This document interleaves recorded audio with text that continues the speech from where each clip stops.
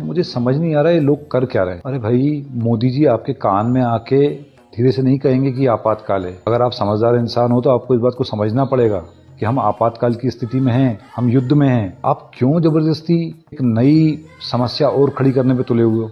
आप अगर एक पब्लिक फिगर हो, आप नेता हो, अभिनेता हो, कलाकार हो, या आप कोई भी ऐसा काम करते हो जिससे कि आप भीड़ को इकट्ठा करते हो, तो क्यों आप उस शहर के या उस राज्य के प्रशासन के लिए एक सरदर्द बनना चाहते हो? आप क्यों इस समय को नहीं समझ रहे कि इस समय पे आप शांति से अपने घर में रहो या अपने शहर में रहो?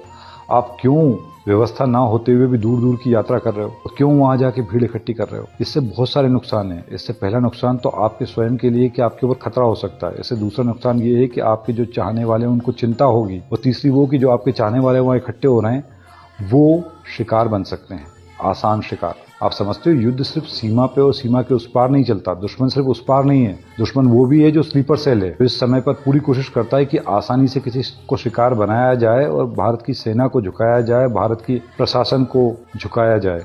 तो आप ऐसा क्यों बैगेज बनना चाहते हो? क्यों आप ऐसा दर्द, इसी तकलीफ में भारत को डालना चाहते हो? आप इस बात को समझो, हम जिनसे लड़ रहे हैं वो कोई प्रोफेशनल लोग नहीं है, वो कोई ऐसी सेना नहीं है कि जिसके पास एथिक्स हो। वो लोग हैं जो करने के बाद अपनी ही सरकार को बताते कि हमने यहाँ वो इतना ऐसे कर दिया। ये हमारी सेना नहीं है कि जिसको सरकार निर्देशन देगी कि आपको यहाँ इतना ऐसे करना है। समझो, दुख होता है। इतना जरूरी नहीं है। पहले देश है, देश होगा तो फिर आप हो ना, मैं हूँ।